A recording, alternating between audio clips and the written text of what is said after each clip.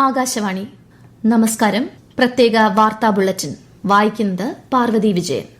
ഏകഭാരതം ശ്രേഷ്ഠ ഭാരതം, സ്വയം പര്യാപ്ത India, vocal for local എന്നീ മന്ത്രങ്ങളുമായി രാജ്യം മുന്നോട്ടു പോകേണ്ടതുണ്ടെന്ന് പ്രധാനമന്ത്രി നരേന്ദ്രമോദി.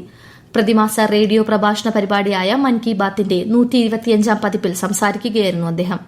സ്വദേശി ഉൽപ്പന്നങ്ങൾ വാങ്ങുമെന്ന തീരുമാനം മുറുകെ പിടിക്കണമെന്നും ശുചിത്വത്തിന് ഊന്നൽ നൽകുന്നത് ഉത്സവങ്ങളുടെ ശോഭ വർദ്ധിപ്പിക്കുമെന്നും പ്രധാനമന്ത്രി അഭിപ്രായപ്പെട്ടു. രാജ്യത്തിന്റെ ഐക്യം വികസനത്തിന് സുപ്രധാനമാണെന്നും അതിൽ കായിക മേഖലയ്ക്ക് വലിയ പങ്കുണ്ടെന്നും പറഞ്ഞ പ്രധാനമന്ത്രി മരപ്പണിക്കാർ, കൽപ്പണിക്കാർ, സ്വർണ്ണപ്പണിക്കാർ, മൺപാത്ര നിർമ്മാതാക്കൾ, ശില്പികൾ എന്നിവർ ഇന്ത്യയുടെ അഭിവൃദ്ധിയുടെ അടിത്തറയാണെന്നും ചൂണ്ടിക്കാട്ടി. ഇന്ത്യയും ചൈനയും വികസന പങ്കാളികളാണെന്നും ശത്രുക്കളല്ലെന്നും അഭിപ്രായ വ്യത്യാസങ്ങൾ വാഗ്വാദങ്ങളായി മാറരുതെന്നും പ്രധാനമന്ത്രി നരേന്ദ്രമോദിയും ചൈനീസ് പ്രസിഡന്റ് ഷീ ജിൻപിങ്ങും ആവർത്തിച്ചു. 25ാമത് ഷാങ്ഹായ് സഹകരണ സംഘടനാ ഉച്ചകോടിയുടെ ഭാഗമായി ചൈനയിലെ ടിയാജിനിൽ കൂടിക്കാഴ്ച നടത്തുകയായിരുന്നു ഇരു നേതാക്കളും. ഉഭയകക്ഷി ബന്ധങ്ങൾ വർദ്ധിക്കുന്നതിന് അതിർത്തി പ്രദേശങ്ങളിൽ സമാധാനവും ശാന്തിയും നിലനിർത്തേണ്ടത് സുപ്രധാനമാണെന്ന് പ്രധാനമന്ത്രി നരേന്ദ്രമോദി എടുത്തു പറഞ്ഞു. കൈലാസ് മാനസരോവർ യാത്ര പുനരാരംഭിച്ചതായും ഇരു രാജ്യങ്ങൾക്കുമിടയിൽ നേരിട്ടുള്ള വിമാന സർവീസുകൾ ഉടൻ പുനരാരംഭിക്കുമെന്നും പ്രധാനമന്ത്രി അറിയിച്ചു. ചൈനയിൽ നടക്കുന്ന ഷാങ്ഹായ് സഹകരണ ഉച്ചകോടിയുടെ ഭാഗമായി പ്രധാനമന്ത്രി നരേന്ദ്രമോദി ലോക നേതാക്കളുമായി കൂടിക്കാഴ്ച നടത്തി. മാൽദീവ്സ്, താജിക്കിസ്ഥാൻ, കസാഖിസ്ഥാൻ, ബലാറസ് എന്നീ രാജ്യങ്ങളുടെ പ്രസിഡന്റുമാർ, ഈജിപ്ത്, നേപ്പാൾ പ്രധാനമന്ത്രിമാർ എന്നിവരുമായാണ് ശ്രീ മോദി കൂടിക്കാഴ്ച നടത്തിയത്. ഹിമാചൽ പ്രദേശിൽ കുടുങ്ങിയ കേരളത്തിൽ നിന്നുള്ള 18 ടൂറിസ്റ്റുകൾക്ക് സുരക്ഷ ഉറപ്പാക്കണമെന്ന് ഹിമാചൽ പ്രദേശ് മുഖ്യമന്ത്രി സുഖ്വിന്ദർ സിംഗ് സുഖുവിനോട് അഭ്യർത്ഥിച്ച മുഖ്യമന്ത്രി പിണറായി വിജയൻ. മിന്നൽ പ്രളയത്തെ തുടർന്ന് കൽപ്പ എന്ന സ്ഥലത്താണ് മലയാളികൾ കുടുങ്ങിക്കിടക്കുന്നത്. ഇവരെ രക്ഷിക്കുന്നതിനുള്ള സത്വര ഇടപെടൽ ഉണ്ടാവണമെന്ന് ഹിമാചൽ സർക്കാരിനോട് മുഖ്യമന്ത്രി അഭ്യർത്ഥിച്ചു.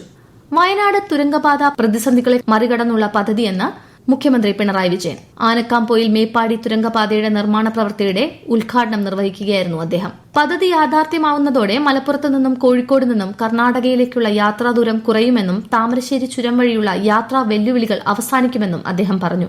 8.73 കിലോമീറ്റർ നീളത്തിലാണ് 4-വരി തുരങ്കപാത നിർമ്മിക്കുന്നത്. വിപണിയിൽ ലഭ്യമാകുന്ന വിവിധ ബ്രാൻഡ് പാലുകൾ പൊതുജനങ്ങൾക്ക് സൌജന്യമായി പരിശോധിച്ച് ഗുണനിലവാരം ഉറപ്പുവരുത്തണമെന്ന് ക്ഷീരവികസന വകുപ്പ്. ഓണക്കാലത്ത് സംസ്ഥാനത്ത് ഗുണനിലവാരമില്ലാത്ത പാൽ വിൽക്കുന്നതുമായി ബന്ധപ്പെട്ട ജനങ്ങളുടെ സംശയം ദൂരീകരിക്കുന്നതിന്റെ ഭാഗമായാണ് പദ്ധതി. സെപ്റ്റംബർ 3 വരെ ക്ഷീരവികസന വകുപ്പിന്റെ ഈ സേവനം പൊതുജനങ്ങൾക്ക് പ്രയോജനപ്പെടുത്താം. പാൽ സാമ്പിളുകൾ 200 മില്ലി ലിറ്ററിൽ കുറയാത്ത രീതിയിലും പാക്കറ്റ് പാലുകൾ പൊട്ടിക്കാത്ത രീതിയിലുമാണ് പരിശോധനയ്ക്കായി നൽകേണ്ടത്. ഓണത്തിന് സംസ്ഥാനത്തുടനീളം 2000 കർഷക ചന്തകൾ കൃഷിവകുപ്പിന്റെ നേതൃത്വത്തിൽ സംഘടിപ്പിക്കും. സംസ്ഥാനതല ഉദ്ഘാടനം നാളെ എറണാകുളത്ത് കരുമാലൂരിൽ മന്ത്രി പി പ്രസാദ് നിർവഹിക്കും. മന്ത്രി പി രാജീവ് അധ്യക്ഷനാകും. അമീബിക് മസ്തിഷ്ക ജ്വരത്തിന്റെ കാര്യത്തിൽ ജാഗ്രതയോടെ നിലകൊള്ളണമെന്ന് മുഖ്യമന്ത്രി പിണറായി വിജയൻ കോഴിക്കോട് പറഞ്ഞു. ഇന്നലെയും ഇന്നുമായി സംസ്ഥാനത്തെ എല്ലാ കിണറുകളും ക്ലോറിനേറ്റ് ചെയ്യുകയാണ്. വീട്ടിലെ കിണറുകളും വാട്ടർ ടാങ്കുകളും ഉൾപ്പെടെ ക്ലോറിനേറ്റ് ചെയ്യുന്നതിൽ എല്ലാവരും മുൻകൈയെടുക്കണമെന്നും മുഖ്യമന്ത്രി ആഹ്വാനം ചെയ്തു.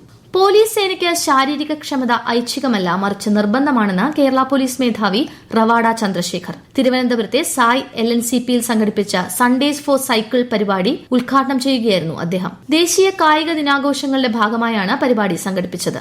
മനുഷ്യ വന്യജീവി സംഘർഷങ്ങൾ ലഘൂകരണ തീവ്രയജ്ഞ പരിപാടിയുടെ സംസ്ഥാനതല ഉദ്ഘാടനം മുഖ്യമന്ത്രി പിണറായി വിജയൻ കോഴിക്കോട് നിർവഹിച്ചു. വിഷയത്തിൽ സംസ്ഥാന നിയമത്തിന്റെ കരട് ബിൽ തയ്യാറായതായി മുഖ്യമന്ത്രി പറഞ്ഞു. വനാതിർത്തിയിലെ സ്മാർട്ട് ഫെൻസിംഗ് പദ്ധതി പ്രഖ്യാപനം, എക്കോ ടൂറിസം മൊബൈൽ ആപ്പ് പ്രകാശനം, ആറളം ശലഭഗ്രാമത്തിന്റെ പ്രഖ്യാപനം തുടങ്ങിയവയും ചടങ്ങിൽ നടന്നു.